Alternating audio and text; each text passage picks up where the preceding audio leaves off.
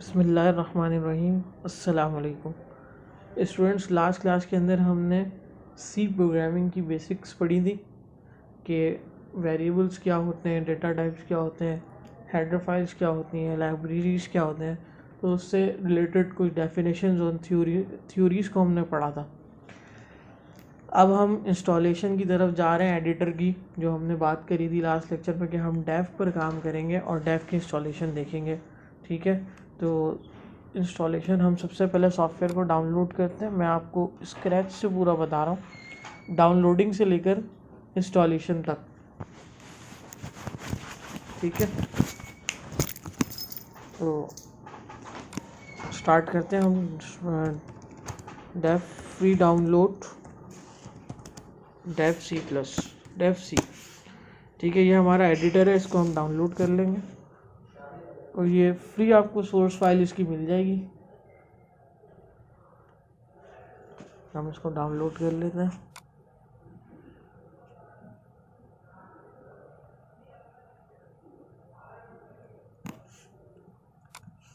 ये start download हो रहा है। 48 MB की फाइल है, डाउनलोड हो जाएगी जल्दी।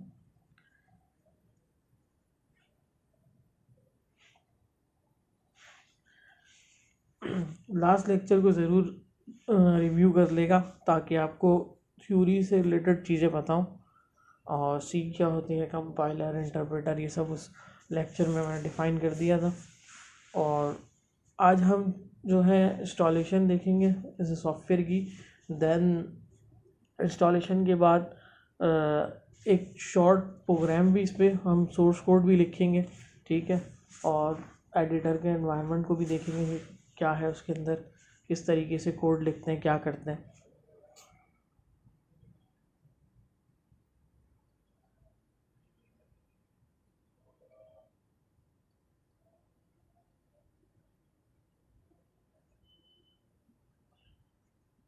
ये फाइल हमारी डाउनलोड हो गई। अब हम इसको इंस्टॉल करते हैं इसको।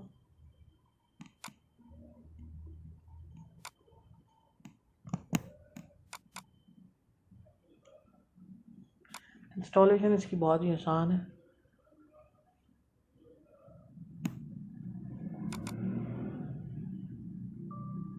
यस कर देंगे।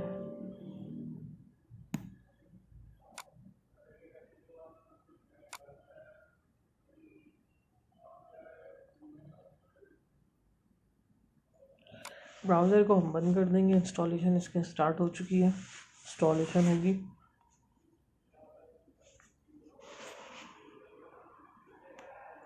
लैंग्वेज इंग्लिश ही रहेगी। I agree, next. C program files में जाकर ये इसका फोल्डर क्रिएट होगा, ये सेव हो जाएगा।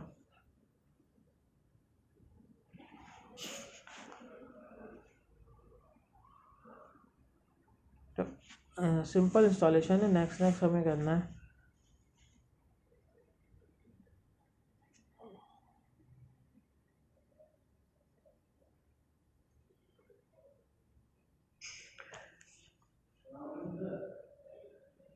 इसकी इंस्टॉलेशन के बाद हमने एक सोर्स कोड लिखेंगे। सोर्स कोड लिखने के बाद सोर्स कोड में देखेंगे चीज़ें किस तरीके से हो रही हैं, क्या हो रहा है।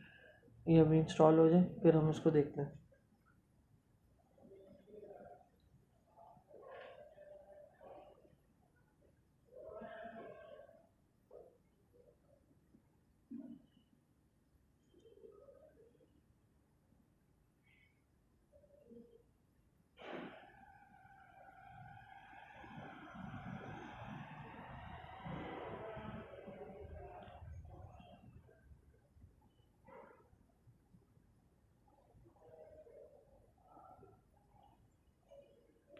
इंस्टॉल हो चुका है, फिनिश कर देंगे।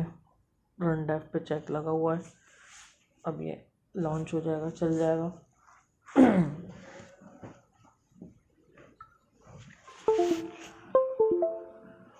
लैंग्वेज इंग्लिश, ये फर्स्ट टाइम हम इसको, जब ये इंस्टॉल होने के बाद रन होगा तब हम ये सेटिंग करेंगे। ठीक है, ओके। ये हमारे पास एडिटर इसका ओपन हो गया, डेव C++ का। यहाँ से हम फाइल में जाएंगे, न्यू में जाएंगे और सोर्स फाइल को क्रिएट कर देंगे। ये देखिए अनटाइटल्ड के नाम से हमारे पास फाइल आ गई। ठीक है, तो ये हमारे पास डेव का एडिटर है और डेव की इंस्टॉलेशन थी। अब हम क्या करेंगे, इसमें एक सोर्स कोड लिखना है। ठीक है, सबसे पहले जो हमने हेडर फाइल्स पढ़ी थी उसको लिखेंगे। Hash include stdio.h,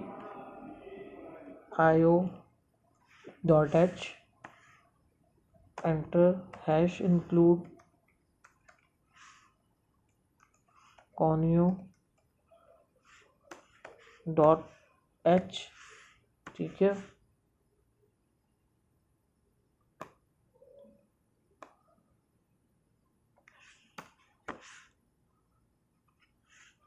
then main के फंक्शन हम लिखेंगे और पैरेंथेसिस लगाएंगे। अच्छा, आप जैसी ब्रैकेट्स ओपन करेंगे तो ऑटो ब्रैकेट ये क्लोज हो जाएगा लास्ट वाला, और इसके दरमियान में हमें जो कोड लिखना होगा हम कोड लिखेंगे।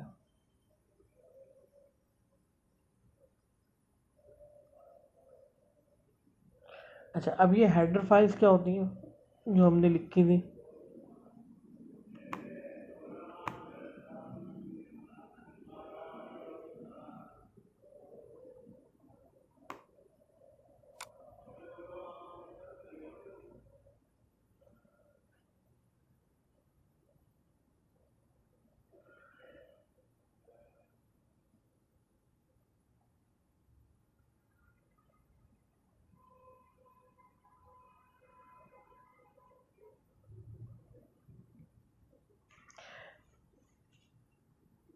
हेडर फाइल्स क्या कहलाती हैं?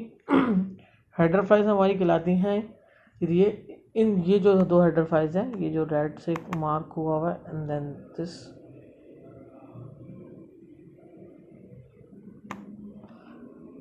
ये दो फाइल्स हमारी हेडर फाइल्स कहलाती हैं, लाइब्रेरीज कहलाती हैं, प्रोटोटाइप्स कहलाती हैं। ठीक है, तो इनको हेडर फाइल्स क्यों कहते हैं, प्रोटोटाइप्स क्यों कहते हैं कि ये सी प्रोग्रामिंग के अंदर, सी लैंग्वेज के अंदर प्री डिफाइंड फंक्शंस होते हैं। ठीक है, जैसे कि प्रिंट एफ आउटपुट का फंक्शन कहलाता है। हम एक कमांड अभी यूज़ करेंगे प्रिंट एफ की, ये आउटपुट का फंक्शन कहलाता है। इसी तरीके से एक कमांड होती है स्कैन एफ के नाम से जो इनपुट फंक्शन कहलाता है। तो प्रिंट एफ को आउटपुट स्क्रीन पे शो कराना है और स्कैन एफ को यूज़र से इनपुट लेना है। तो ये फंक्शन जो परफॉर्म होते हैं वो इन हेडर फाइल्स के अंदर मौजूद होते हैं। ये प्री डिफाइंड फंक्शंस कहलाते हैं। इनको यूज़ करने के लिए प्रिंट एफ और स्कैन एफ को हम अपने प्रोग्राम के अंदर हेडर फाइल्स को ऐड करते हैं। ठीक है, अब जैसे ये हमने एक बेसिक स्ट्रक्चर लिखा, दोनों हेडर फाइल्स इसके अलावा भी और बहुत सारी होती हैं। ठीक है, ग्राफिक्स की होती हैं, graphics.h होती है। इसी तरीके से मैथ के अगर हम कोई फंक्शन यूज़ कर रहे हैं तो उसके लिए math.h की कमांड यूज़ होती है, सॉरी लाइब्रेरी यूज़ होती है। तो इसी तरीके से हम अगर अपना जो फर्स्ट प्रोग्राम लिख रहे हैं यहाँ पर वो प्रिंट एफ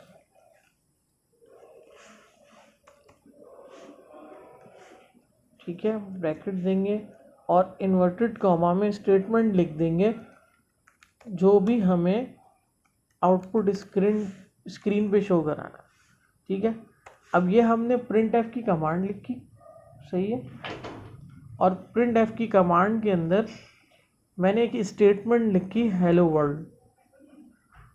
ठीक है, हेलो वर्ल्ड लिखने के बाद अब ये जो इन्वर्टेड कॉमास के दरमियान में जो स्टेटमेंट लिखी है, यहाँ पर मैं जो भी स्टेटमेंट लिखूँ वो स्क्रीन के ऊपर एज इट इज़ डिस्प्ले हो जाएगी।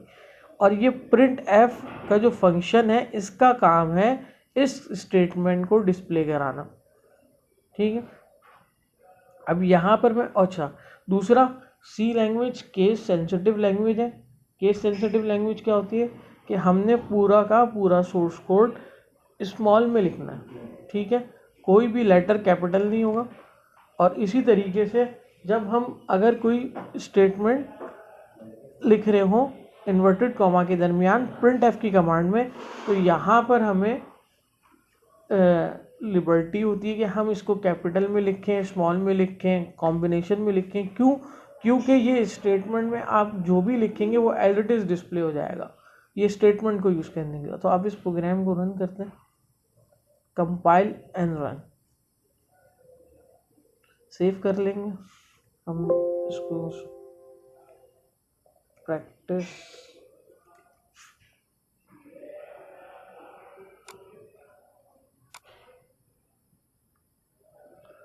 के नाम से हमने सेव कर लिया। ठीक है, सोर्स फाइल हमारे पास क्या है, c.cpp.cc या C++। ठीक है, तो ये इसको आप सेलेक्ट कर लेंगे तो ये .cpp के नाम से सेव हो जाएगी। ठीक है, ये सेव हो गई और हमने ये रन किए तो कैसे, ये देखें आप, ये हेलो वर्ल्ड आपके पास लिखा हुआ आ गया स्टेटमेंट पे जो हमने स्टेटमेंट दी थी। ठीक है, अब यहाँ पर मैं अगर इस कोड के अंदर कोई भी स्टेटमेंट दे दूँ वो एज इट इज डिस्प्ले हो जाएगी स्क्रीन पे। This is my first C program. ठीक है, एंड देन जो भी हम चेंज करेंगे, चेंज करने के बाद एग्जीक्यूट में जाकर कंपाइल एंड रन कर देंगे, या फिर अपने इसके कीबोर्ड से F11 को प्रेस करेंगे तो ये कंपाइल एंड रन हो जाएगा। देखें ये स्टेटमेंट यहाँ पे प्रिंट हो गई। तो ये एग्जीक्यूशन थी, इंस्टॉलेशन थी, हमने इंस्टॉलेशन देखी एडिटर की, डेव की, इसका एक एनवायरनमेंट देखा, सही है, और एक कोड लिखा इसके अंदर। दूसरा, अगर इसमें कोई एरर आता है, जैसे मैं यहाँ पर फर्स्ट ये टर्मिनेटर नहीं लगाता, कॉमा नहीं लगा, सेमीकोलन नहीं लगाता, अब इसके बाद मैं एग्जीक्यूट करूँगा F11 से, या एग्जीक्यूट में जाकर F11 से करूँगा, ये मैंने एरर जनरेट किया इसमें। ठीक है, वो सेमीकोलन नहीं लगाया, तो अब यहाँ पे एरर जनरेट हो गया है यूज़र डॉक्यूमेंट practice.cpp फाइल के अंदर इंटीजर मेन फंक्शन या एक्सपेक्टेड बिफोर टोकन। तो ये एरर जनरेट हुआ कि हमने यहाँ पर कोई जो है मिसिंग किया है। तो ये विंडोज़ कौन सी हो गई हमारे पास, ये जो कंपाइलर लिखा आ रहा है ये विंडोज़ हो गई error message window.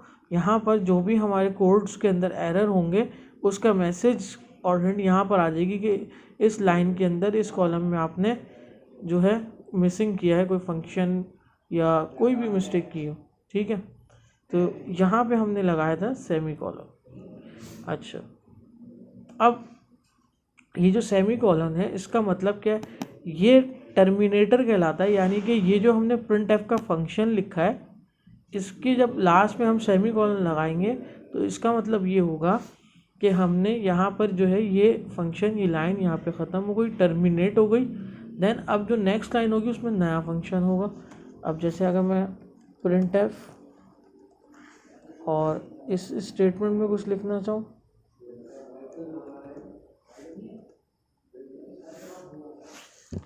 This is my first practical. ठीक है, ये मैंने लिखा सेमीकोलन, देन F11 प्रेस करूँगा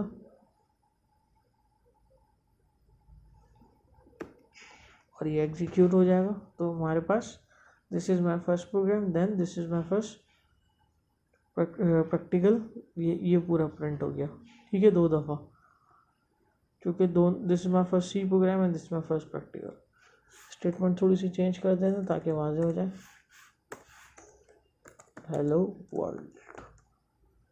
ठीक है, अगेन F11 से एग्जीक्यूट कंपाइल एंड रन किया, अब हेलो वर्ल्ड भी लिखा आ गया, this is my first practical भी लिखा आ गया। ठीक है स्टूडेंट्स, हमने इस लेक्चर के अंदर इंस्टॉलेशन ऑफ डेव देखी। ठीक है, बहुत आसान सी चीज़ थी, डाउनलोड किया, फ्री डाउनलोड हो गया सॉफ्टवेयर, उसके बाद हमने उसको इंस्टॉल कर लिया, इंस्टॉल करके बेसिक स्ट्रक्चर देखा सी का वो, और एक छोटा सा ही हमने हेलो वर्ल्ड का कोड लिख लिया। ठीक है, तो नेक्स्ट लेक्चर में इंशाल्लाह हम एक प्रोग्राम बनाएंगे, ठीक है, मज़ीद सोर्स कोड लिखेंगे, मज़ीद काम करेंगे, ठीक है। तो जब तक के लिए इंशाल्लाह नेक्स्ट लेक्चर में हम कुछ एग्जांपल्स करके टॉपिक वाइज चीज़ें स्टार्ट करेंगे। अल्लाह हाफ़िज़।